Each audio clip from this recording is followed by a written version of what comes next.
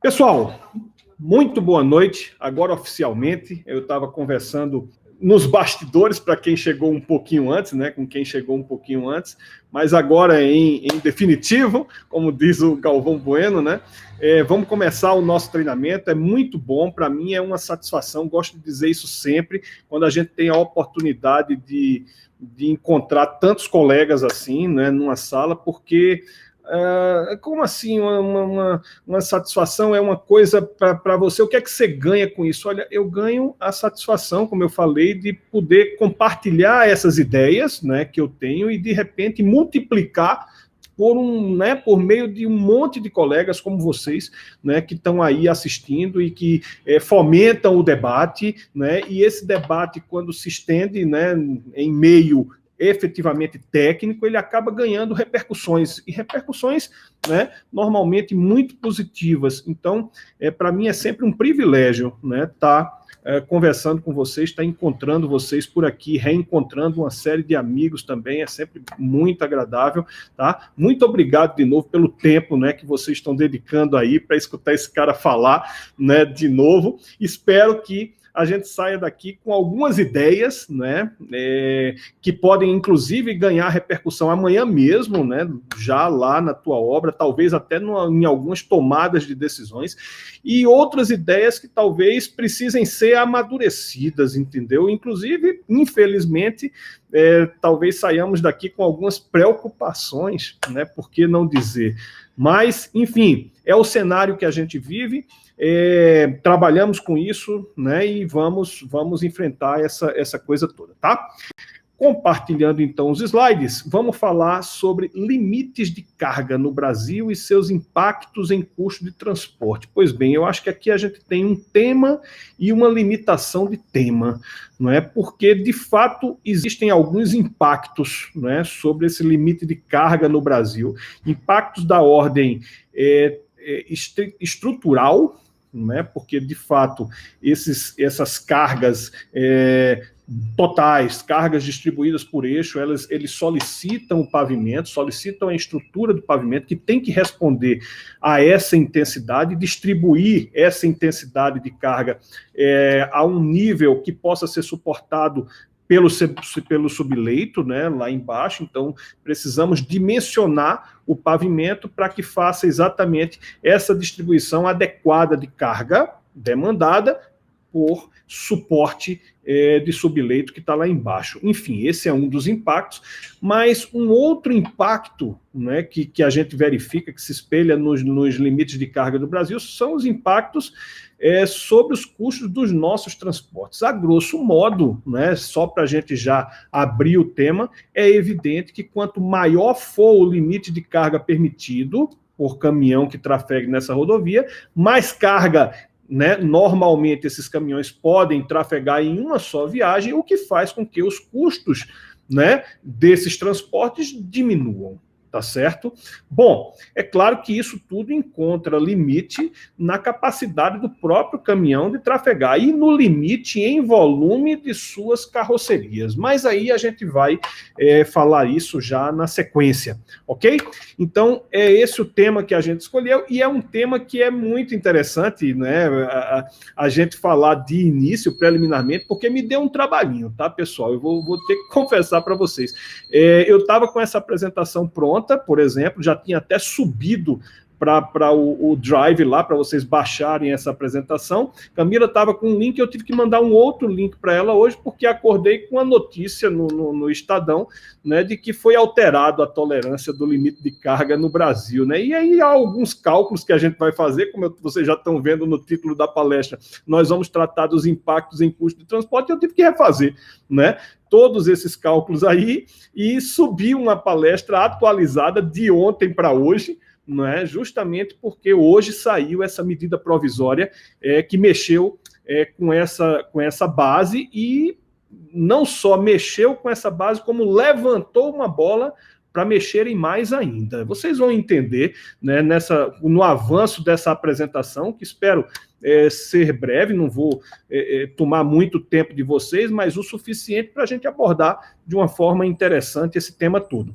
Legal? Pessoal, como a Camila falou, Quem tiver qualquer dúvida, escreve aí no chat. Vocês não estão vendo, mas ela está vendo, até para não me atrapalhar aqui também, não fica correndo tanta coisa. Mas vocês vão mandando a pergunta, ela já vai selecionando lá, que depois da apresentação vamos ter um intervalozinho bem rápido, dos 10 minutinhos, 5, 10 minutinhos, e aí a gente já inicia uma sessão de perguntas, tá certo? Então, manda ver aí no chat se tiver alguma dúvida, tá?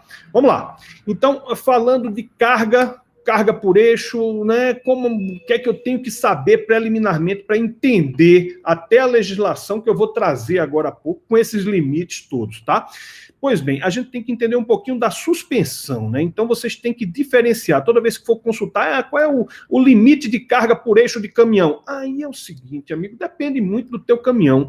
Porque, veja, limite de carga por eixo, tem eixo que tem 2 rodas lá atrás, tem eixo que tem 4 rodas, né? Tem um eixo que fica bem pertinho de um outro eixo, como no caso dos caminhões trucados, tá certo? E tem eixos, inclusive, que ficam pertinhos de outro eixo, e olha só, em configurações distintas. Então, existem os eixos com suspensão, né, apoiados em suspensão tipo tandem, ou seja, um sistema que acopla os 2 eixos próximos do caminhão, fazendo com que eles funcionem como se fossem, né, um eixo único, tá certo? E existem os eixos que trabalham de maneira totalmente independentes, em que pese estarem muito próximos, são os eixos não tandem. Então, aqui existe uma carga, né, por eixo, um limite de carga que vocês vão ver lá na regulamentação, tá? E aqui, apesar de ser também, né, 2 eixos traseiros, essa coisa toda, existe um outro tipo de limite, porque a suspensão trabalha de forma diferente, o que leva a uma solicitação diferente lá na pista. Então, aqui eu já levanto a primeira bola, não é? Então, a transferência de carga, na verdade, o limite para carga por eixo tem a ver, não é, com como esse caminhão transfere, ou quanto esse caminhão transfere de carga para aquele eixo transfere para as rodas, e a roda transfere para a pista, e daí a razão da nossa limitação. Não haveria outra razão para ficar limitando carga por eixo, se não fosse a razão estrutural mesmo, certo? Tirando isso, eu não precisava estar preocupado com nada disso, deixava os caminhões trafegarem com qualquer carga que fosse, problema de quem, né? Colocou lá em cima, dá para carregar, trafega, entendeu? No entanto, a gente dimensiona rodovias para determinados patamares e, em função disso, né, eu estou preocupado se esses patamares, de fato, são limitadores, não no meu dimensionamento, mas limitadores na utilização, na demanda dos caminhões pela estrutura da estrada, tá? Então, reside aí a grande razão da limitação da carga por eixo, tá? Por isso, tanta diferença e tanto parâmetro para a gente ter essa carga por eixo, tá?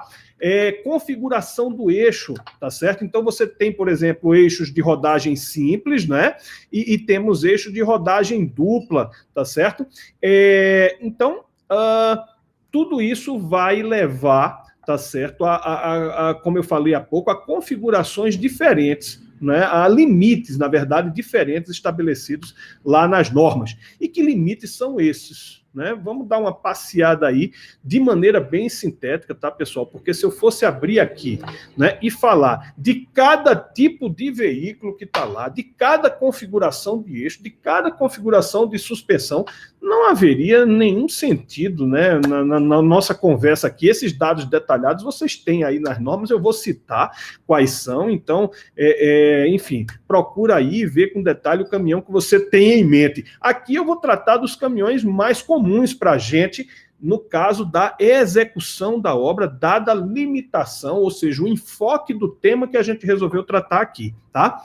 Esse limite está posto pela Resolução CONTRAN, lá de 2006, Resolução CONTRAN número 2010, tá? Número 210/2006. E ela diz mais ou menos isso lá no artigo 2º. Olha, primeiro, os limites máximos de peso bruto total e transmitido por eixo, tá certo? Então tem 2 limites, o limite do caminhão, do peso do caminhão todo, e o limite de carga, né, que esse caminhão transfere para aquele eixo ou conjunto de eixos, como a gente já viu aqui atrás, tá?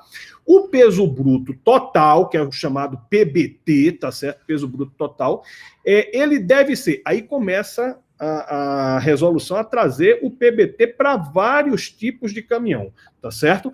Isolei o que a gente vai trabalhar aqui em nível exemplificativo. Então, quer saber mais detalhes, outros pesos de outros caminhões, procura lá na resolução do CONTRAN 210 de 2006. Então, para caminhão não articulado, tá certo? Esse peso bruto total, o caminhão não pode andar em cima de uma via, não só uma rodovia rural, como uma rodovia urbana, via pública urbana, enfim, mais do que 29 toneladas. Esse é o limite total em peso. Mas e o limite transmitido por eixo?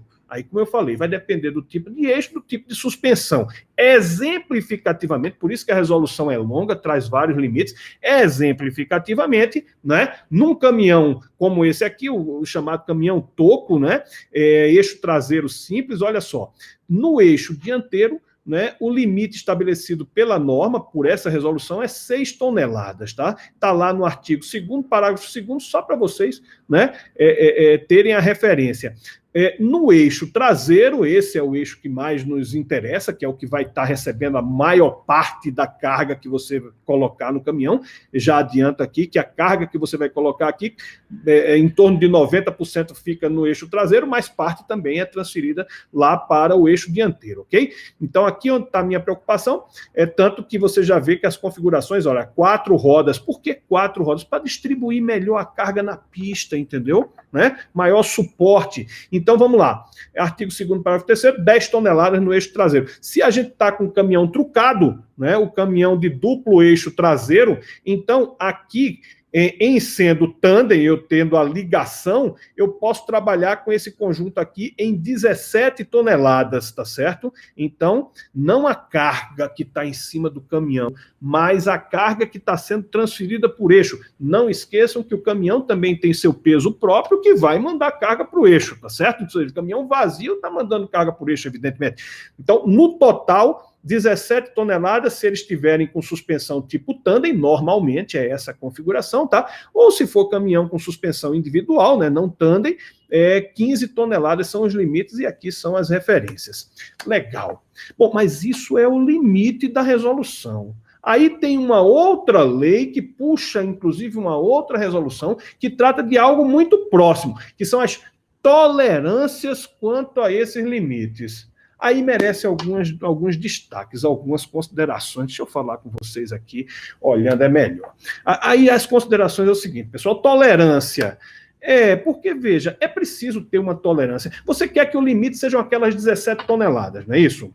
Perfeito, assim. Mas imagina que o caminhão foi carregado aparentemente com 17 toneladas, mas isso foi controlado na minha empresa, sei lá, por volume, por quantidade de conchas que eu coloquei em cima do caminhão, ou seja, eu não tenho uma precisão absoluta que eu deixei realmente no limitezinho das 17 toneladas.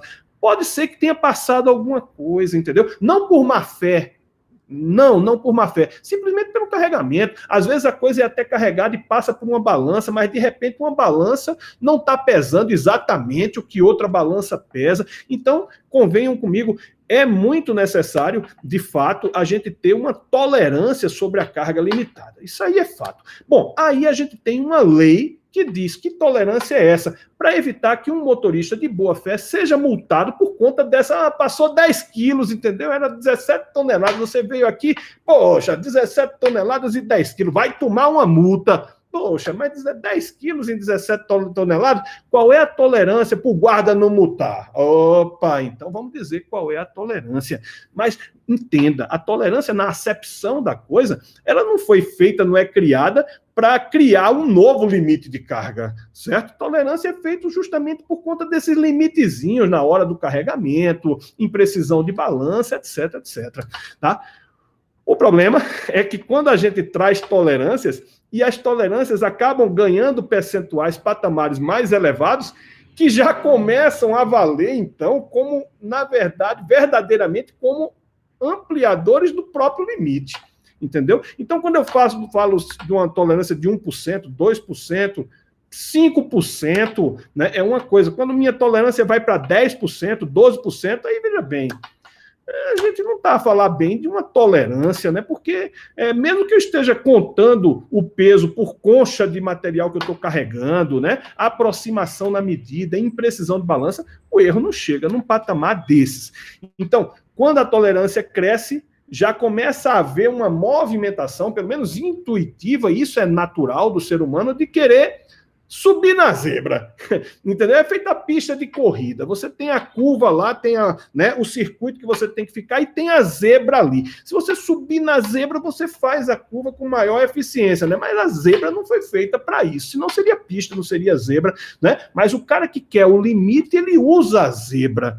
Então, o que começa a nos preocupar um pouco quando a gente fala de tolerância, é quando a tolerância cresce, ou seja, eu dou muito conforto na zebra, entendeu? E aí há uma tendência da gente começar a querer usar demais a zebra, né? Aí é um ponto que nos traz as duas preocupações, de ordem financeira, o que vamos abordar aqui, mas também de ordem técnica, né? Vamos ter zebra como pista daqui a pouco, certo? Se vamos no limite. Então, temos essa lei aí que nos traz as tolerâncias. Que lei é essa? É uma lei de 1985. Puxa, mas o limite de carga estava numa resolução de 2006, se não me engano, não é isso? Como isso? Uma coisa é a resolução que traz o limite da carga, outra coisa é uma resolução ou uma outra norma, no caso a lei, que traz a tolerância sobre o limite que foi estabelecido, tá certo? Então, em que pese também, por outro lado, essa lei ser de 85, ela passou no processo por alguns ajustes, como, por exemplo, em 2015. 2015 houve uma alteração da lei original, dizendo que, olha só, o limite de tolerância, né, aceitável para o peso bruto total, o PBT, ou seja, o peso do caminhão todo, né, que estava lá, por exemplo, como 29 toneladas, não é isso? 29 toneladas. Se ele passar numa balança, for pesado, e a diferença de peso para essas 29 toneladas não ultrapassar 5% das 29 toneladas, é o seguinte, o caminhão não está certo não, está irregular, mas ele não vai tomar a multa, entendeu? Porque está dentro da tolerância legal, 5% do peso bruto total. Mas, e quanto à carga transmitida por eixo? A carga transmitida por eixo já ganhou uma tolerância maior, que alcançou aí 10%. Aí 10% já não é pouca coisa, entendeu? 10% não é pouca coisa. Bom, isso aqui acabou sendo repetido também na resolução do CONTRAN já de 2020, né, do ano passado, que é 5% para o PBT, 10% na transmissão disso, na transferência disso por eixo. Novo mesmo, e eu posso dizer novo, e se você está vendo isso gravado depois via YouTube, sei lá, não é? É novo de ontem, tá, pessoal? A medida provisória que foi editada ontem, né? Publicada hoje, inclusive, né, no site aí do Planalto, no Diário Oficial de hoje, né, ela alterou esses limites, tá certo? O limite continuou sendo de 5% sobre o peso bruto total, né, como vocês estão percebendo aí, 5% do peso do caminhão em si. Agora, no que pese a transferência por eixo, aquela tolerância que já era de 10%, acabou sendo ampliada para 12,5%. Ok? Então, seguinte, se zebra está virando pista, tá certo? Em que pese não ser a função de zebra, 12% é algo que, né, para quem quer trabalhar no limite, né, quem vai trabalhar no limite, e trabalhar no limite também nos traz os melhores resultados. Se não fossem assim, os pilotos de Fórmula 1 não subiam a zebra, e eles sobem a zebra. E por que sobe a zebra? Porque vai buscar o melhor resultado mesmo, entendeu? Bom, aí o que acontece com os nossos resultados? Se a gente for subir na zebra, como ficariam os limites, né, legais, já considerando que eu não vou ser multado se eu tiver 12,5% acima, né? Então, aqui o que era 10 toneladas no eixo simples, né, passa para 11,250 quilos, né, 11,25 toneladas. E o que era 17 toneladas no eixo tandem duplo, né, traseiro, 4 pneus em cada eixo, é 19 toneladas. Então, eu saí de 17 toneladas e posso botar 2 toneladas a mais na carga, né? Pouco mais do que isso, né? Porque parte dessa carga ainda vai lá para o eixo dianteiro, entendido? Então, 19 toneladas é o meu limite real. Mais do que isso, aí sim, eu vou ser multado, etc. e tal. certo? Então vamos ver como é que isso aí funciona, esses limites de transferência, né? Volta aqui, 19.125 quilos, 19,125 toneladas, né? Como é que funciona a distribuição de uma carga dessa num caminhão? Aí é o seguinte, eu tomei emprestado um catálogo de um caminhão trucado, tá? Eixo duplo traseiro, 4 pneus em cada eixo, tandem, essa coisa todinha, né? É da marca da Mercedes, talvez porque a Mercedes esteja nos patrocinando, né? Não foi isso. Mas, enfim, peguei o cartaz dele mesmo, né? E vamos trabalhar mesmo assim com os dados dele. E aí eu vou dar um zoom nesses dados mais técnicos aqui desse caminhão. Simplesmente exemplificativo que nos serve de referência. Aí você faz isso para o teu cartaz do catálogo do teu caminhão, do equipamento que você tem, enfim, que você quer ter mais precisão nesses números, ok? Então, olha só, a ficha do caminhão traz os dados técnicos, né? Por exemplo, carga útil máxima que eu posso carregar nesse caminhão, né? Como é que fica isso no peso bruto total, ou seja, considerando também o peso dele vazio, né? A tara do caminhão, a distribuição do peso do caminhão nos eixos dianteiros e traseiros, enfim, considerando isso e carregando ele lá atrás, como é que fica a distribuição dessa carga pelos eixos dianteiros e dos eixos traseiros, certo? E aí o material do caminhão normalmente traz essas duas informações. A informação técnica, tá certo? Ou seja, quanto esse caminhão aguenta. Mais do que isso, cara, o caminhão não carrega, ou pelo menos não é recomendável que ele carregue. Ele encontra um limite, né, estrutural do próprio caminhão. Mas os catálogos normalmente trazem essa outra informação aqui, que são os limites legais, dados justamente, né, a transferência dessa carga que você vai colocar lá em cima pelos eixos do caminhão para você saber o quanto pode carregar esse caminhão e tudo mais, certo? É por isso que você tem essas informações, ó, de carga útil máxima, né? Carga útil máxima técnica, entenda, 23 toneladas, quase 24, esse caminhão aí aguenta. Você pode botar aí 24 toneladas que ele vai levar. Agora, se você tiver limitação de carga por eixo, você só pode carregar 13 toneladas. Olha quanto você limita o caminhão, entendeu? Você tem um equipamento que carrega 24 e só vai poder carregar 13, certo? Aí por que então ele diz que é 24, não vai ser 24 em situação nenhuma, né, Elci? Olha, vai ser 24 em todo lugar que você for usar esse caminhão, que não tem limitação. Você está fazendo uma obra rodoviária, por exemplo, vai mobilizar caminhão basculante para andar onde? Em cima dos teus caminhos de serviço, bicho, para ir buscar material no empréstimo, para buscar material numa jazida, num areal, às vezes numa pedreira que tem acesso fora da via pública, não é?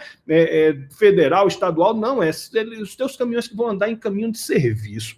Então, bicho, se você vai usar teu caminhão em cima desse tipo de via, o teu limite é o limite técnico do caminhão, cara. Não há por que você não carregar o caminhão, né, até o limite técnico, né? Olha aí, o fabricante está permitindo, entenda, isso tem até um coeficiente de segurança envolvido, não é nenhum problema você carregar o teu caminhão, né, até o limite técnico, ok? Agora, como é que funciona, só para vocês entenderem o cálculo, como é que funciona a distribuição de uma carga útil? Não é essa carga útil é tirando o peso do caminhão, tá certo? É a carga mesmo, que você vai botar em cima do caminhão, tá? Como é que funciona a distribuição dessas 23 toneladas pelos eixos dianteiro e traseiro?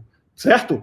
Porque aqui o que vai aparecer como carga nos eixos dianteiro e traseiro é não só a distribuição da carga útil, como também a distribuição da própria carga do caminhão, tá certo? Do próprio peso, tara do caminhão, tá? Então a conta é mais ou menos essa. Se você pegar a carga útil, né, fazendo de trás para frente, pegar a carga útil e somar com o peso do próprio caminhão, você vai ter justamente a informação do peso bruto total, né? Peso bruto total é o peso do caminhão mais o peso da carga que você colocar em cima. Então essas 23 toneladas aqui, ó, somado com as 9 toneladas do caminhão, vai dar exatamente essas 33,5 toneladas que o caminhão suporta, né? Que pode carregar, certo? Essas 33 toneladas, o fabricante está me dizendo que elas vão ser transferidas, ó, 26 toneladas para o eixo traseiro e 7,5 toneladas para o eixo dianteiro, tá tá certo? Ora, sabendo que a transferência é dessa forma e que o eixo traseiro tem esse peso aqui de quase 5 toneladas, 4.942 quilos,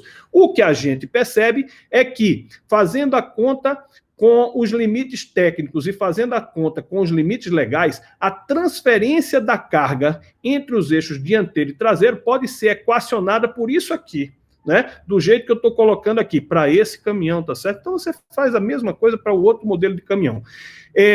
90,96% da carga que você puser em cima do caminhão, somado com o peso que já tinha lá no eixo traseiro do caminhão, vai dar exatamente esses 26. Olha que conta interessante, né? Se você pegar 23.756 vezes 88,64%, somar com os 4.942 do eixo vazio do caminhão, né? Você vai chegar nesses 26.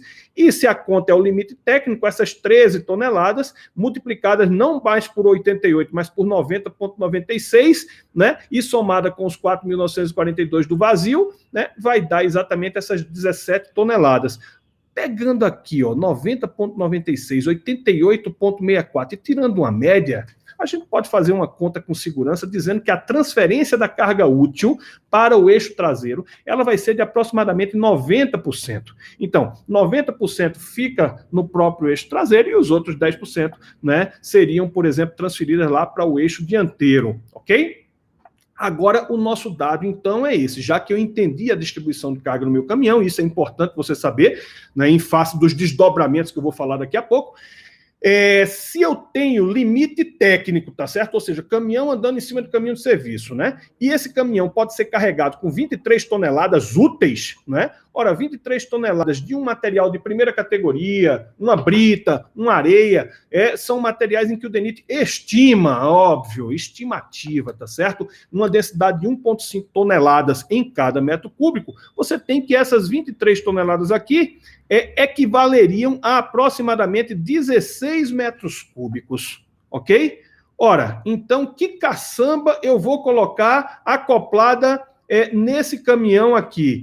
Eu vou colocar uma caçamba de 14 metros cúbicos, entendeu? Dá se é que eu vou usar esse caminhão para transportar solo, para transportar brita, para transportar areia, tá certo? Porque, olha só, o limite em peso dele seria 16 toneladas, 16 metros cúbicos soltos. 16 metros cúbicos úteis em cima da caçamba, que daria o limite de peso, entendeu? Eu ponho um caminhão de 14, né, metros cúbicos, se for o caso, eu posso botar até uma tábua, né, lá em cima para aumentar um pouco mais o volume. E ele aguenta, se esse negócio de botar carga, botar tábua, isso machuca demais o caminhão, né? A gente não pode fazer isso não, todo mundo faz, mas em obra, mas acaba com o caminhão. Olha, o que acaba com o caminhão não é a tábua que você está colocando não, amigo. O que acaba com o caminhão é o peso, além da conta que ele está levando. Olha a conta que eu estou fazendo. Se eu for colocar 14 metros cúbicos, ele trafega com menos que 23 toneladas, que é a carga permitível. Para ele trabalhar com as 23 toneladas que ele aguenta, que o fabricante está dizendo que você pode colocar, eu poderia ter uma caçamba de 16, bicho. Então, se eu não compro uma caçamba de 16, eu precisaria adaptar uma caçamba de 18, né? Eu compro uma de 14 botando uma tábua, eu vou às 16 sem machucar meu caminhão. Então, faça isso na sua obra, porque você vai subir a zebra, entendeu? Porque o teu caminhão consegue carregar sem, né, forçar além do que o fabricante recomenda e você diminui o custo do teu transporte no metro cúbico de material diluído nisso aí, entendido? Ou seja, você ia trabalhar com um fator de carga de 1, não é? Para uma caçamba de 14 metros cúbicos. O que é fator de carga? Rapaz, fator de carga é justamente uma constante que a gente usa em orçamento. Eu não vou detalhar, não é o fórum aqui para a gente detalhar bem isso, mas para vocês entenderem, porque esse é o ponto relevante, o fator de carga é justamente um artifício que eu uso para fazer um orçamento, para me dizer quantos por cento da capacidade de volume, da capacidade em volume da minha caçamba, eu efetivamente posso carregar para que eu não estoure o limite em peso do caminhão. Então, veja, se você tivesse acoplado uma caçamba de 20 metros cúbicos num caminhão assim, entendeu? Eu poderia carregar com 20 esse tipo de material? Não. né? Porque 20 metros cúbicos desse tipo de material pesariam 30 toneladas. 30 toneladas está acima do limite do caminhão. Então, se eu tenho uma caçamba que tem 20 metros cúbicos, mas eu não posso carregar 20 porque meu limite em peso não dá isso, quantos por cento dos 20 metros cúbicos eu posso carregar? É exatamente os 20 metros cúbicos vezes esse fator de carga. Quando você lê fator de carga igual a 1, pode carregar sem problema, porque você não tem limite em peso para esse volume aí, dado a densidade desse tipo de material que você está carregando. Diferente seria se você estivesse carregando minério de ferro, ok? Então é evidente que você teria que carregar um volume menor, porque você atingiria a capacidade em peso do caminhão. Quantos por cento, então, do volume eu carregaria? Aí você ia ter que calcular exatamente esse fator de carga do jeito que a gente fez aqui, tá? Então aqui seria fator de carga igual a 1, você poderia usar, colocar uma caçamba de 14 metros cúbicos para andar em meio rural, sem limite de peso, em caminhos de serviço, tá certo? Você poderia até botar uma tábua, se fosse o caso, que o caminhão levaria. Esse modelo de caminhão carregando esse tipo de material.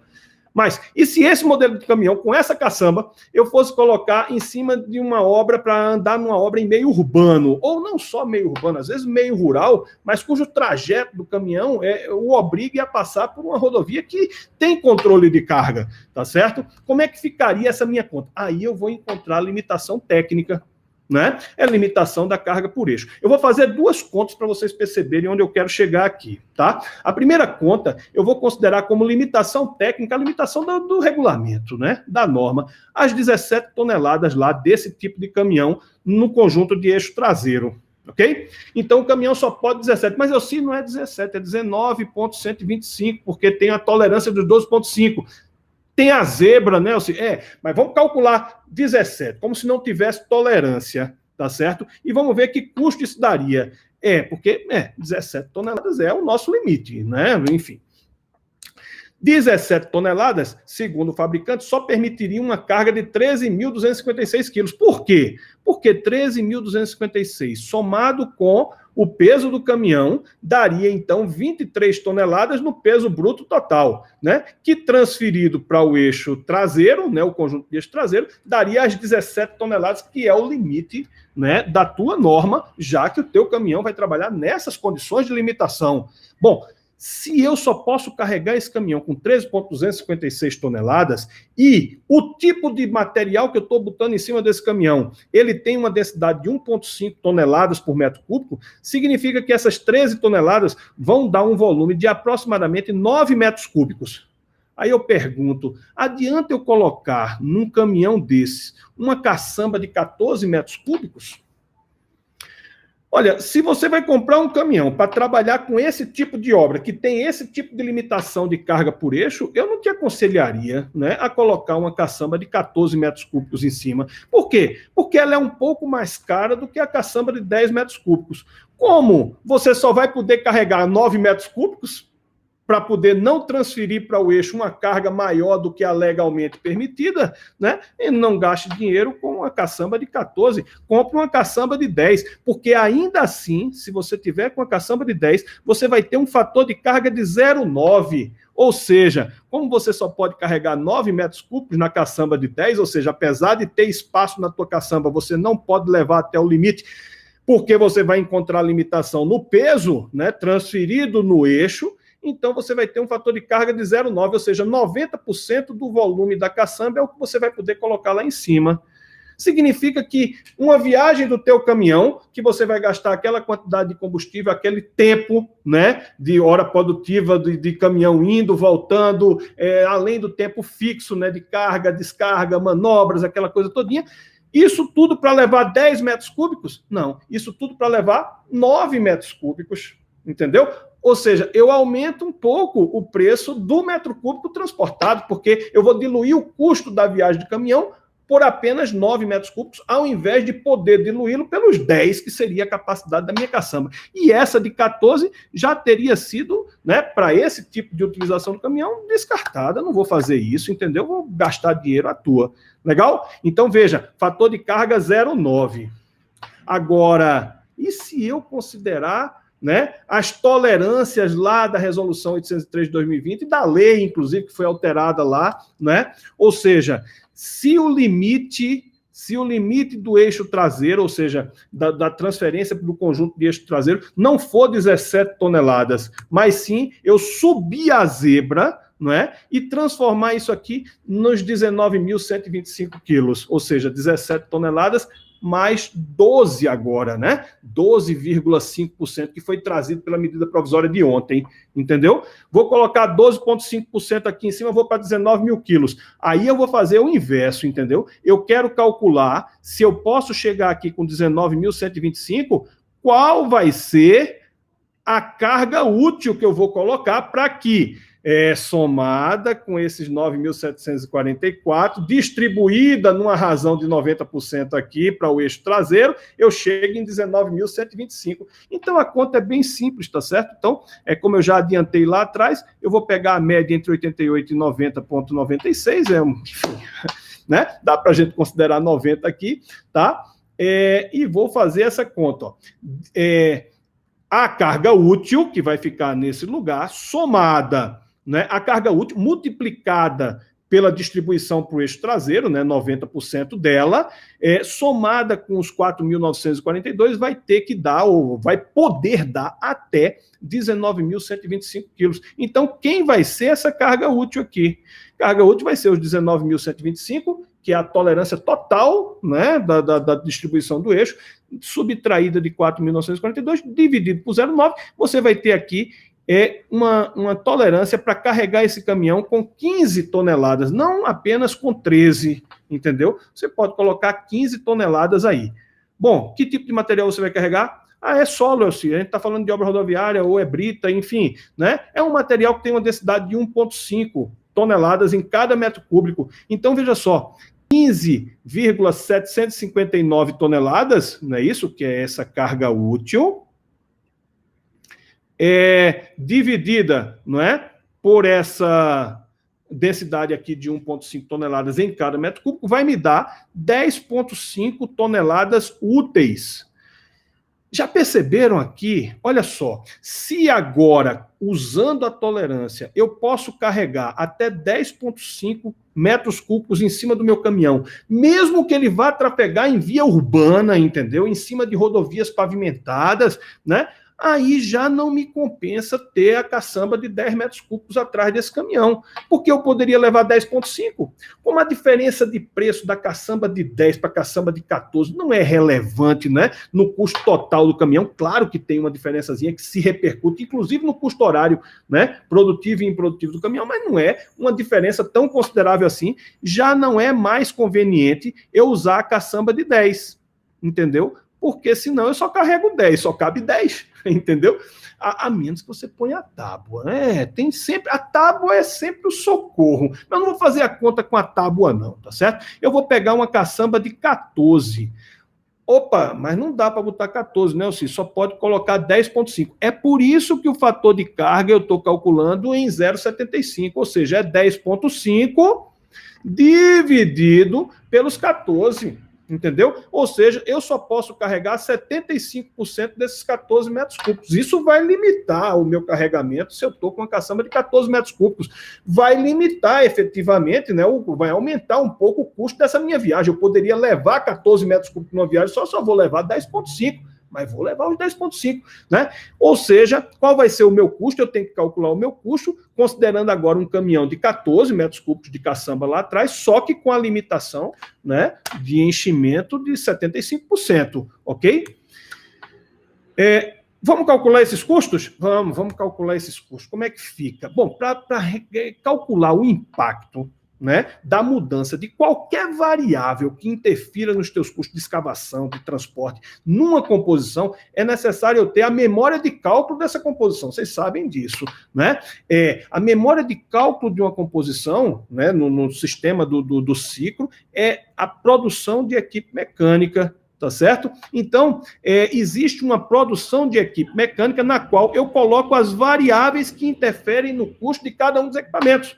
né? No caso aqui do item escavação, carga e transporte, qual é a capacidade da caçamba da escavadeira, o tempo de ciclo dessa escavadeira, né? A capacidade da caçamba do caminhão, a distância de transporte, a velocidade da ida, a velocidade da volta, o tempo fixo, né? Carga, descarga, manobras desse caminhão, né? Aí, com a velocidade de ida e volta e a distância, eu calculo o tempo de ida, o tempo de volta, para daí calcular o tempo total, enfim, né? Essas são as variáveis aqui que interferem nos custos. Então, o que é que a gente faz para verificar o impacto no custo final a partir da mudança de uma variável? Qual é a mudança da variável? A mudança da variável aqui, no caso, é o fator de carga para um caminhão de 10 metros cúbicos. Ao invés de usar 1, que seria o fator de carga se eu pegasse esse caminhão e fosse trabalhar com ele em meio rural, em meio urbano ou em meio de obras que eu tenha limitações de carga por eixo, eu tenho que levar em consideração essa limitação, como eu já expliquei agora há pouco, né? E isso repercutiu, como vocês viram há algum tempo atrás, né, num fator de carga de 0,9 para um caminhão de 10 metros cúbicos, tá certo? Ora, se eu recalcular a produção unitária de um caminhão, para essas condições de não poder carregá-lo cheia, né, o fator de carga de 0,9, eu vou levar essa produção calculada do caminhão e sua correspondente associação entre quantidade de caminhões junto com aquele equipamento que está fazendo o carregamento, tá certo? No caso, a escavadeira, né? Bem como seus percentuais produtivos e improdutivos, eu transfiro os dados daqui, volto a dizer, recalculados por conta da mudança dessa variável, para a composição de preço, ou seja, agora eu vou levar 9 caminhões, tá certo? 100% do produtivo, né? E ele vai produzir isso aqui, pô, joguei para cá, certo? Isso vai gerar um custo de transporte, de escavação, carga e transporte, de R$ 7,33, tá certo? Que custo é esse? Assim, é um custo para escavação, carga e transporte material, primeira categoria, com escavadeira, distância de 3 quilômetros, caminhão de 10 metros cúbicos, ajustado para um fator de carga de 0,9 no caminhão, entendido? Eu sei, mas eu não entendi bem esse negócio aqui, ó. Tem fator de conversão, fator de eficiência, tem essas variáveis, eu não.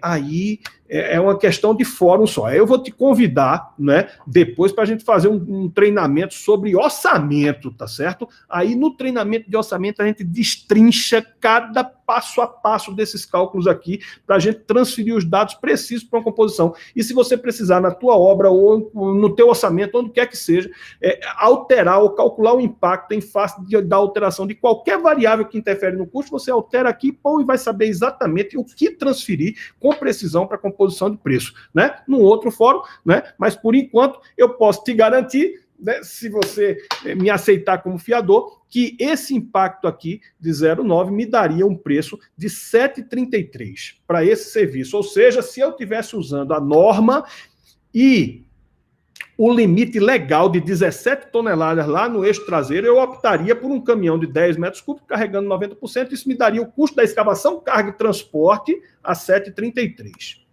Legal. E se eu subir a zebra, Elci, usar os 12,5% de tolerância trazido na medida provisória de ontem, não é? Para essas 17 toneladas, e quiser carregar um pouco mais o caminhão, contando que ele não ultrapasse as 19,125 toneladas que a gente já viu aí atrás. Quanto isso repercutiria de custo? Olha, a primeira repercussão é você trocar o caminhão de 10 por um caminhão de 14. Entendeu? E aí, o fator de carga do caminhão de 14, a gente viu lá atrás que teria que ser 0,75, ou seja, você não vai fazer os cálculos da produtividade unitária de um caminhão considerando que ele vai cheio, né? Ele vai com 75% da capacidade em volume, entendido? Por conta da limitação da capacidade em peso, certo? Aí, recalculada a produção do caminhão, sua relação de quantidade de caminhão, percentual produtivo e improdutivo com o equipamento carregador, você teria esses dados a serem transferidos, né? Esses dados aqui, ó, são os que alimentam essa composição aqui, tá certo? Então, produção da equipe, 230,19. 230,19 está aqui. Uma carregadeira 100% produtiva, está aqui, uma carregadeira 100% produtiva. 8 caminhões com 96% de produtividade. 8 caminhões com 96% de produtividade. É daqui que vem os dados para a composição, né? E, evidentemente, a gente alterou aqui os custos produtivos e improdutivos de um caminhão outrora de 10 metros cúbicos, com a caçamba de 10, né? Então tem um custo unitário produtivo e improdutivo ligeiramente inferiores a esse que eu estou usando, um caminhão maior, não um caminhão maior não, um caminhão mesmo, a caçamba é que é maior, tá certo? Então, um pouquinho mais caro por conta da caçamba, mas mesmo assim, não é? Carregando apenas 75% do volume, eu chegaria a um custo de apenas R$ 6,66.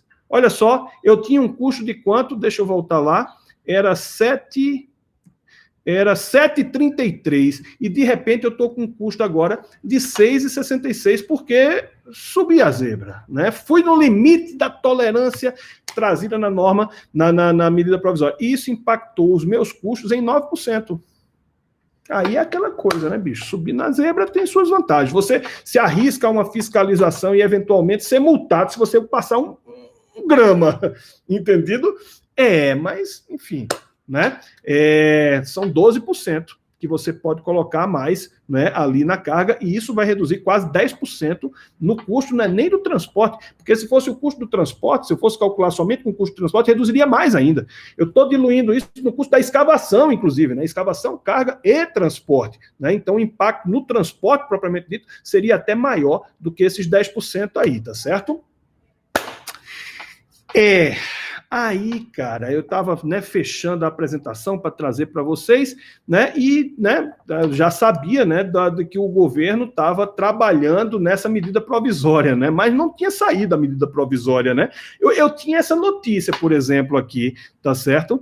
Em que se dizia que a norma que é tocada pelo governo, ó, agora olha só, a norma que é tocada pelo governo mantém a tolerância de pesagem de 5% para o peso bruto total. Isso aqui era uma especulação, a norma não tinha saído, tá certo? Mas passa para 12,5% a tolerância por eixo. Foi o que a gente viu, a norma saiu exatamente assim, tá certo? Além disso, aí é outro ponto que eu queria discutir com vocês, cara. Porque, olha só, além disso, essa mesma medida provisória, eu vou mostrar para vocês em detalhe daqui a pouquinho, essa mesma medida provisória para caminhões com peso bruto total inferior a 50 toneladas, ou seja, são os nossos caminhões, os caminhões que a gente usa nas nossas obras, entendeu? Aquele caminhão que só vai a 29, o limite total dele, se não me engano, é 33 toneladas, né? Carregadão pelo fabricante e tudo mais, ou seja, são caminhões abaixo de 50 toneladas, né? Aí diz assim, a notícia dizia, poderão ter uma tolerância por peso diferente desses 12,5, entendeu? Que seria regulamentada pelo CONTRAN. Seria regulamentada pelo CONTRAN, desde que respeitasse os 5% do peso bruto total, além da limitação do fabricante, essa coisa todinha. Aí o jornal dizia, ó, na prática, se for publicada nesse molde, foi publicada nesse molde, abre caminho para o fim do limite para peso por eixo nos veículos dessa categoria. Por que abre limite, abre caminho para isso? Não é que a medida provisória já tenha acabado com o limite. Não. Ela diz o seguinte, o limite é de 12,5. Isso é o que aumentou. Era um limite, passou para 12,5, certo? Agora, isso está valendo. Agora, esse limite de 12,5 vai poder ser regulamentado, pode ser aumentado, inclusive, né, pelo CONTRAN. Então, a gente espera que, né, de repente, saia uma nova resolução do CONTRAN para poder regulamentar essa coisa aqui, tá? Qual é o limite total trazido, né, pelo menos se especulava, né, o limite mesmo de transferência por isso era aquele que reproduziria o limite do peso bruto total do caminhão. Entendeu? Isso é que eu não poderia superar. É o peso bruto total do caminhão, certo? Que seriam as 29 toneladas, no caso do nosso caminhão, especificamente aqui, o não articulado, essa coisa todinha. Bom, aí eu achei interessante, né, porque era uma expectativa do mercado aqui, né? Estamos revisando a norma de pesagem para ela onerar menos o caminhoneiro. Vai onerar menos o caminhoneiro pelo seguinte, né, bicho? O caminhoneiro vai poder carregar mais na mesma viagem, dilui o custo do frete em uma quantidade menor, diminui o frete, né? Entendeu? Claro, os custos de transporte tendem a diminuir, tá? Pois é, ele dizia assim, ó, então, na live que foi gravada com o presidente, né? Então, acabando com o peso por eixo, veja, a medida provisória não está dizendo isso, tá certo? Em veículos até 50 toneladas, aumentando a tolerância, os veículos vão carregar mais, né? Disse o Freitas na live ao lado do presidente, entendeu? Lá atrás ainda, lá em janeiro ainda, tá certo? O fato é o seguinte, o que era especulação ontem virou realidade. Ainda bem porque a gente teve a oportunidade na live de hoje, né, a nossa live aqui, na nossa conversa, trabalhar em cima de dados concretos, objetivos, não mais um exercício de futurologia, de expectativas aqui. A medida provisória saiu desse jeito, ó, que ajustou, né, aquela tolerância da lei lá atrás. 5% do peso bruto total, isso foi mantido, subiu para 12,5% a transferência do peso bruto por eixo, ou conjunto de eixos, tá certo? Legal. Mas olha aqui o que estava sendo especulado na matéria e que se configurou na medida provisória. Para fins de fiscalização, percebam, veículos com peso bruto total igual ou inferior a 50 toneladas, admite-se tolerância superior à do inciso 2, ou seja, superior a isso, ó, a esses 12,5, que é o inciso 2, ó, tá aqui. Admite-se tolerância superior à prevista no inciso 2, desde que respeitadas a tolerância prevista no inciso 1. Qual é a tolerância prevista no inciso 1? Os 5% do PBT, entendeu? Do peso bruto total, certo? E, evidentemente, o limite técnico do fabricante do caminhão, né? Claro. Aí, no parágrafo 2º, né, a lei agora tem a seguinte redação: caberá ao CONTRAN, também se configurou aquilo que estava sendo especulado, né? Caberá ao CONTRAN regular o disposto no parágrafo 1º, que é isso aqui que a gente acabou de ler, né? Regular o disposto no parágrafo 1º, sem prejuízo da aplicação imediata no disposto desse artigo. Qual é a aplicação imediata? O que é que a lei já traz de imediato? Os 12,5 de tolerância. Então, os 12,5, essa conta que a gente fez aqui atrás já está valendo, certo? Ok, os números são esses. Mas o que eu tenho que alertar para vocês, em face da medida provisória de ontem, né, é que isso pode crescer ainda mais para, no caso, os nossos caminhões abaixo de 50 toneladas, entendeu? E qual é o limite que isso pode alcançar, pessoal? Então, vamos relembrar qual é o limite de peso bruto total que está lá na resolução do CONTRAN, né? São 29 toneladas. Entendeu? Essa é aquela resolução que eu já mostrei lá atrás, que traz não só o limite para o peso bruto total, como também o limite por eixos, essa coisa todinha. No caso do peso bruto total, para caminhões não articulados, né, que é o nosso exemplo aqui da obra, 29 toneladas. 29 toneladas. Agora vamos subir a zebra. Já que a gente está subindo na zebra, sim, mas aí só são 5%. Então tem que ter aquela segurança. A gente não vai carregar até o limite. Aí tem razão, né? Já não é aquela tolerância de 12, é uma tolerância de 5. Eu vou fazer a conta subindo na zebra para vocês. E aí vocês fazem e refazem as contas do jeito que vocês pretenderem. Eu vou na zebra, vou no limite para vocês entenderem o impacto. 29 toneladas, com mais 5%, daria 30,45 toneladas, né? Porque a norma lá atrás, acabei de ler no slide anterior, continua mantendo 5%, né, sobre o peso bruto total. 30,45 altera completamente esses dados aqui, né, de legais, né, esses dados legais aqui, de limitação de 13 toneladas de carga útil, porque 13 toneladas de carga útil levaria a 23 toneladas no eixo traseiro, ou no peso bruto total, né? 13 toneladas aqui, levaria a 23 toneladas no total, porque 13.256 mais o peso do próprio caminhão, né? 9.744, daria 23 toneladas no total, certo? É claro que vai ser mais de 23, porque eu posso ir até 30 agora, então não preciso carregar somente 13.256. Que conta seria feita então? Agora vamos substituir aqui os 23 por 30, né? E subtrair, então, as 30,45 toneladas, esse número que está aqui é o que está descendo para cá, para vocês entenderem direitinho, certo? As 30,45 toneladas subtraídas, então, do peso do caminhão, né? Daria 20.706, certo? Agora, essa é a minha carga útil. Pessoal, só mais um detalhezinho aí, vocês têm que se lembrar, evidentemente, que tem a carroceria que você vai colocar lá atrás, entendeu? Tem o peso da carroceria, porque esse 9.744 é o peso do caminhão sem a carroceria, certo? Bom, mas enfim, trazendo números mais brutos, 20 toneladas aqui, certo? É o peso que a gente vai poder colocar em cima do caminhão. E o impacto, então... Vamos lá, refazendo tudo. Se agora eu posso ter uma carga de 20 toneladas, né, 20,7 toneladas, numa densidade, num material que tem densidade de 1,5, isso corresponderia a 13,8 metros cúbicos que eu poderia colocar nesse caminhão. Ou seja, Se eu colocar uma caçamba de 14 metros cúbicos atrás desse meu caminhão, eu posso ter fator de carga igual a 1. Isso significa que eu vou carregar esse caminhão no limite, entendeu? Claro, quase no limite. Eu estou arredondando esses números para vocês, tá, pessoal? Por favor. 13,8, não 14, ok, tá? Porque a densidade também você não sabe se é 1,5, entendeu? Pode ser 1,55, 1,45, 1,6. Isso varia. São dados estimados, ok? Estimativos. Então, vê só.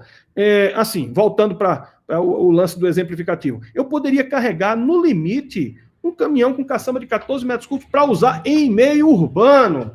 Você está me entendendo? Porque eu não teria mais o problema da limitação da carga transferida no eixo. Eu teria simplesmente a pesagem do caminhão inteiro. Facilita, balança, tudo facilita, controle, balança. O fato é que eu vou ter uma distribuição de carga maior no eixo, maior do que aquela que nós tínhamos como limitadora lá atrás, né? Possibilitando eu colocar mais material no caminhão, não em função, porque o peso bruto não é um limite, né? Assim, o limite que eu estava encontrando de verdade era o limite da transferência no eixo traseiro, né? Esse limite teria sido, né? Se for, porque não está valendo isso, tá, pessoal? Isso é só uma expectativa. Se o CONTRAN, olha os SIs aí, né? Se o CONTRAN, quando for regulamentar a nova lei, que é alterada pela medida provisória de ontem, ela simplesmente subir aqueles 12,5% para o limite lá em cima, para fazer com que eles toquem no peso bruto total, que é o limitador trazido pela medida provisória, limitador máximo, entendeu? Se o CONTRAN subir para o máximo, a transferência vai ser isso aí. O resultado é que eu vou poder usar caminhões de 14 metros cúbicos de município, entendeu? Carregado com 14 metros cúbicos, se for de solo, entendeu? O material com essa densidade. Bom, calculando então, lá na produção de equipe mecânica, para mandar os dados para a composição de preço, para passar a usar caminhão de 14, não com FC, né, o fator de carga de 0,75, mas enchendo o caminhão com os próprios 14, olha a redução de custo que a gente teria. 29%. Quase 30% no custo do transporte Não. Mais do que isso no custo do transporte, entendeu? 30% praticamente no custo da escavação, carga e transporte. Se, volta a dizer, se, porque não tá? Hoje não tá? Só tenho a permissão para que o CONTRAN avalie tecnicamente, enfim, tudo para ver o quanto vai subir, certo? O impacto disso, se subir até o limite, seria 30% na escavação, carga e transporte das obras que estão em meio urbano ou utilizando vias, né, pavimentadas ou sujeitas a controle, ok? Aquelas rurais não mudam nada, entendeu? Se o caminhão está em meio caminho de serviço, aí ele já podia carregar com os 14, botando até uma tábua em cima, porque a limitação estava na limitação do próprio fabricante, entendeu? Aí isso não impactou. Impactou aquela limitação que eu tinha para usar vias públicas. Entendido? 30%. Só por curiosidade, tá certo? Aí, sem querer fazer exercício de futurologia também, mas por curiosidade, esse peso bruto de 29 toneladas, no limite, ele já foi utilizado agora em janeiro pelo DENIT, na resolução 01/2021, no iniciozinho do ano, no início de janeiro, para trazer o limite de carga transferida para o eixo, que seria de 22 toneladas aqui, usando 29, né? Carga transferida para o eixo para aquelas situações de transporte de cargas indivisíveis, por exemplo, entendeu? Ou seja, para cargas indivisíveis já se está usando meio que, não sei se por coincidência ou não, mas me parece que o peso total do caminhão é que está trazendo a limitação para a liberação especial desse tipo de carga, tá certo? Se o CONTRAN vai fazer disso aqui a regra para caminhões abaixo das 50 toneladas, vamos ter que aguardar, né, as cenas dos próximos capítulos, de modo que, amigos, está aqui o nosso caminhãozinho todo carregadinho, lá agora cheio, né, não tem mais o limitador, ou não terá, não sei, pelo menos cresceu o limite, né? Isso aí sim, os 12,5% já é realidade, 12,5%, né? E com aquele impacto dos 10% aproximadamente na escavação em carga, já é uma realidade, certo? Agora, e quanto ao impacto na vida útil, aí da malha toda, inclusive, não só a que vai ser construída, que aí a gente pode até se perguntar, vamos considerar isso nos nossos cálculos? É relevante? Não é relevante? O quanto é relevante? Isso é uma coisa que precisa ser estudada, mas para além disso, é preciso a gente se preocupar com o impacto dessas medidas na vida útil de toda a malha que nós já temos postas, né? Porque se eu aumento a solicitação, teoricamente, eu teria que ter uma estrutura que distribuísse uma carga maior para o subleito, que não mudou lá embaixo, né? Por decreto, o subleito não muda, entendeu? Então, assim, o subleito continua o mesmo, eu precisaria de uma estrutura maior. Não tem essa estrutura maior, o tempo da vida útil, né, tende a diminuir, quanto aí, como diz o ditado, né, aí são outros 500, né, que pediria mais conversas, né? O convite que eu faço para vocês é: vamos aprofundar, né, esses assuntos, esses cálculos de custos, impactos de custos, tá certo? Nós temos um treinamento aqui na New Roads e eu gostaria muito de convidar vocês para eles, tá certo? É que está dividido o treinamento de orçamento, não é treinamento só de ciclo, tá, pessoal? É treinamento de orçamento de obras rodoviárias e pavimentação urbana, usando o ciclo enquanto ferramenta para me levar ao custo efetivo, né, do meu orçamento. Então, 40 horas de treinamento dividido em 2 módulos, tá certo? Com um amplo conteúdo, inclusive, tá certo? Cálculo da produção de equipe mecânica. Então, a gente vai pegar aquela ficha e destrinchar e um por um, passinho por passinho, a gente vai calcular a produção, né, dos equipamentos no módulo 1, e no módulo 2 a gente calcula para vários tipos de equipamentos, tá certo? A gente vai para composição, para serviço de compactação, CBUQ, enfim, tá? Aí lida ainda do fator de influência de chuva, fator de interferência de tráfego, enfim. O módulo 1 traz esse programa todo. O módulo 2 a gente aprende como montar uma planilha orçamentária tirando dados do projeto. Antes disso ainda, fazer crítica para ver se o projeto tem os elementos suficientes e adequados, na verdade, compatíveis, não é, uma peça com a outra, para eu poder fazer um orçamento de boa qualidade, tá certo? Aprofundo as produções de equipe mecânica para diversos tipos de equipamento, trator de esteira, pipa, patrol, enfim, né? Vibroacabadora, enfim, é isso aí. Amigos, era isso que eu queria trazer para vocês, né? Para o debate nessa primeira etapa. A Camila vai entrar agora, né, para fazer o nosso show do intervalo, enquanto eu pego uma água também aqui, né, e encho a caneca.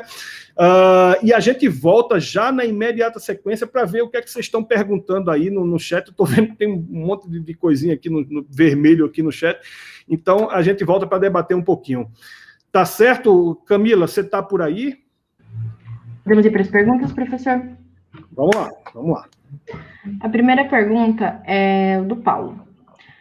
O senhor conhece algum estudo que leve em consideração o grade na distribuição das cargas no pavimento? Grades elevados aumentam significativamente o impacto das cargas no pavimento? Eu quero crer, assim, que o Paulo está se referindo à cota vermelha, né? Isso que seria mais ou menos a diferença de cota entre o terreno natural e a cota de grade que fica lá em cima, né? Então, sim, na verdade, o que ocorre no pavimento, quando o caminhão passa carregado, é a transferência de carga do caminhão vai para o eixo, do eixo vai para a roda, da roda vai para a pista, e quem primeiro recebe essa carga é a camada de revestimento. No caso de um concreto asfalto, por exemplo, né, que tem um elevado coeficiente estrutural, ele vai fazer a distribuição dessa carga que ele recebeu para a camada de base que está lá embaixo. Toda a carga ela é transferida para a camada de base, mas eu gosto até de mencionar isso lá nos nossos módulos de pavimentação, né, no nosso módulo de execução de obras, que isso é como se você estivesse aplicando uma agulha no dedo, entendeu? Você coloca uma agulha no seu dedo, com pouca pressão, você sente uma dor e o dedo sangra, entendeu?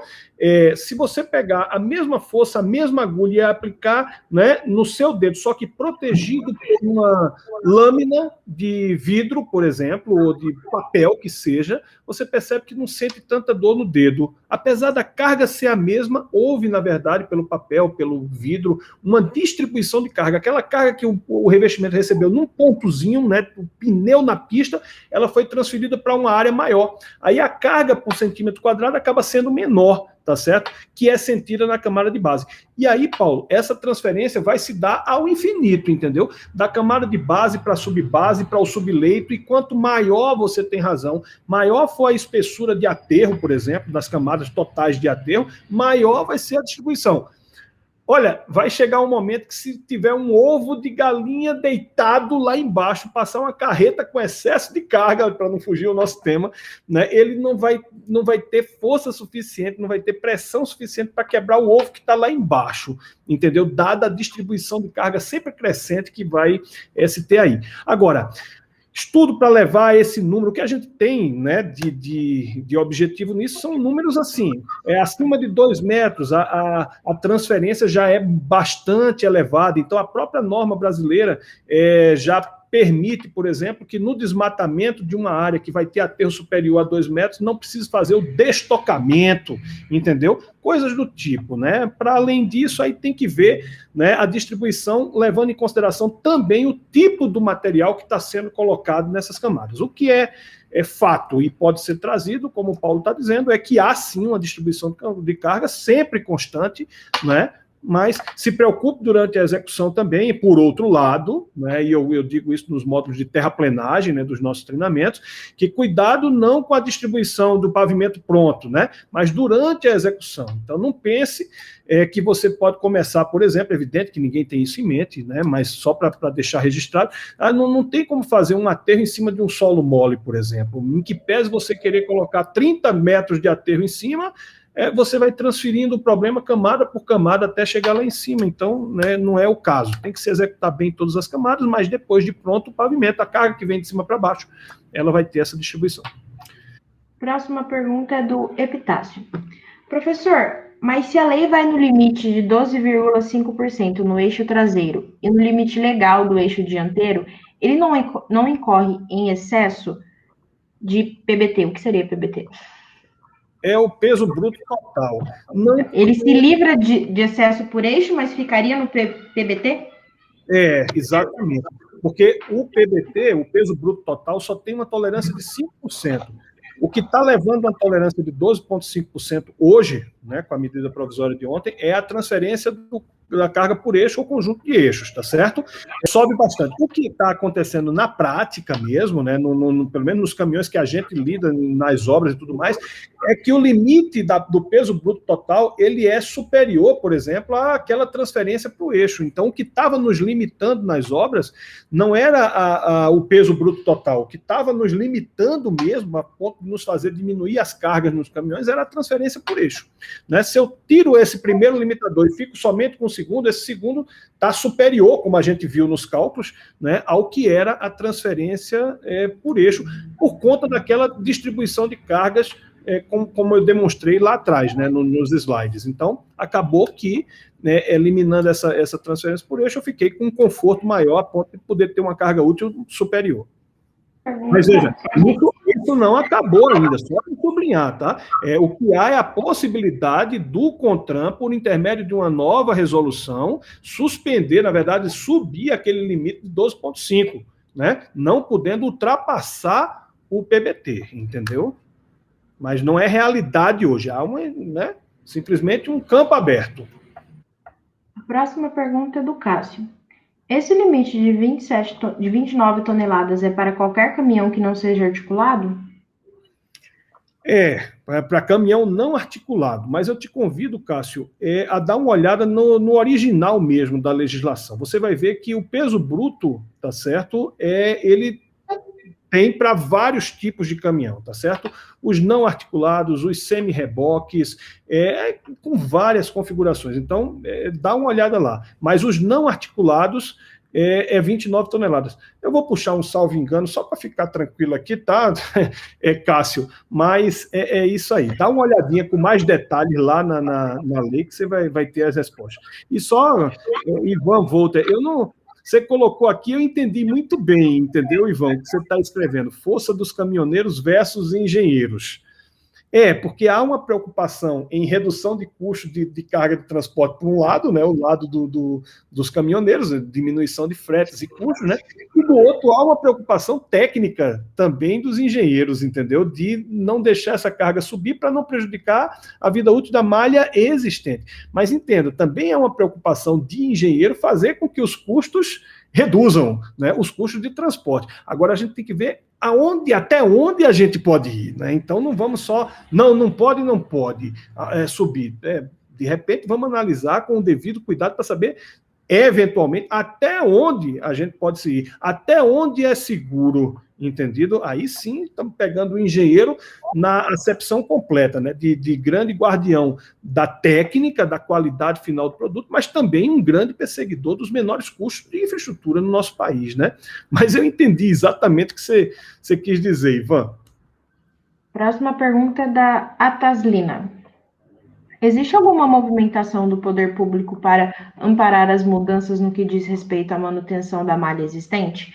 Vemos através do histórico de investimento em construção e manutenção de rodovias que a cada ano a porcentagem do PIB brasileiro vem cada vez menor.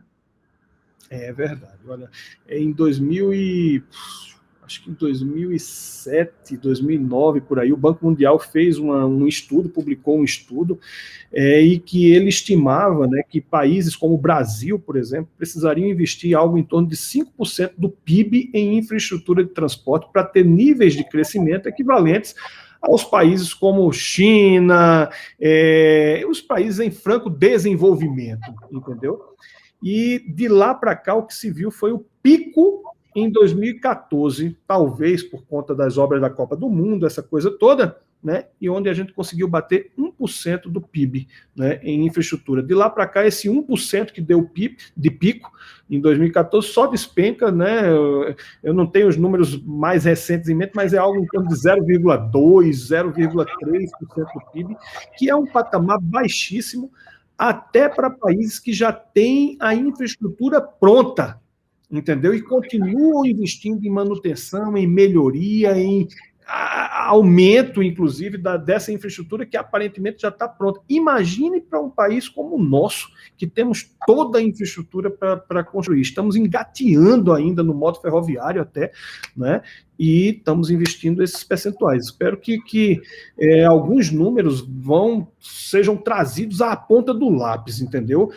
Às vezes a gente tem ideia de que estamos economizando dinheiro, diminuindo recursos da pasta de infraestrutura para levar para outros tipos de pasta, quando, na verdade, diminuir recursos da pasta de infraestrutura acarreta em você ter outros aumentos em outras pastas, entendeu? Aumenta o nosso frete, diminui a nossa competitividade no mercado internacional, diminui receitas de exportações, diminui os resultados do nosso empresariado, que acaba repercutindo também em receitas do governo, né? Custos com acidentes na rodovia. Aí eu tenho outro treinamento, cara, que é sinalização, drenagem e sinalização, onde eu trago os números atualizados do custo, né, da segurança viária, quanto isso está impactando em reais dentro dos nossos hospitais, em indenizações por mortes, sem contar com aquilo que é imensurável, né, que é a perda da vida humana, né? Mas até financeiramente os números são assustadores. Então,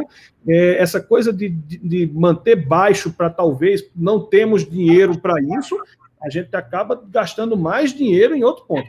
E essa coisa de estudos internacionais, sim, alguns estudos sendo desenvolvidos, tá certo? Até, só para tocar num ponto bem polêmico aqui, aquela coisa de atuar primeiro no pior, né? O Paulo Pinto é um outro professor também que ensina para a gente na New Roads justamente sobre essa coisa ele foi um dos idealizadores do CREMA no Brasil, inclusive, tá certo? Enfim, ele defende, tem todo o background para isso, que, por exemplo, é mais vantajoso você investir primeiro onde está melhor do que investir onde está pior. Porque a demanda de recurso onde está melhor, para evitar que chegue num caso crítico, é muitas vezes inferior do que a demanda de recursos exigido para onde está pior. Então, se a gente canaliza todo o nosso recurso para onde está pior, a gente vai estar fadado a viver eternamente fechando buracos.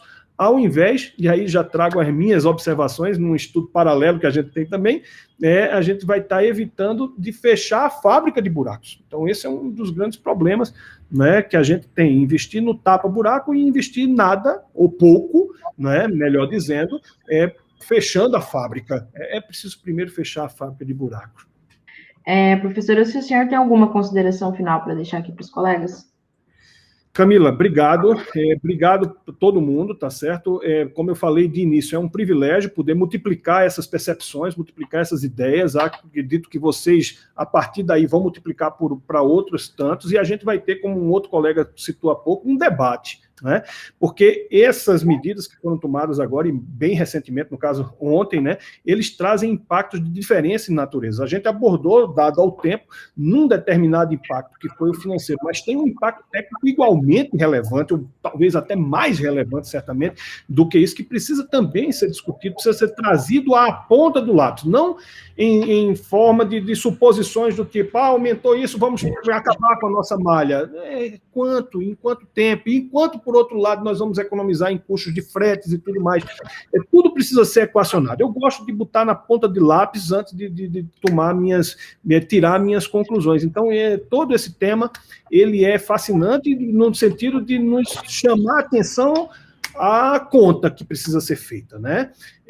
Então, era isso, daí a oportunidade. Fiquei, de certa forma, feliz por ter saído a medida, não pela medida provisória de ontem, né, mas pela oportunidade de falar em cima de dados concretos hoje, né, do que estava sendo especulado antes disso, tá? E no mais, são as pontas do lápis, o que já é realidade hoje, o que pode se tornar realidade amanhã e tudo que a gente pode fazer a favor ou contra isso aí, tá? Um abraço para todo mundo, pessoal. Um abraço, Camila. Obrigado por tudo também.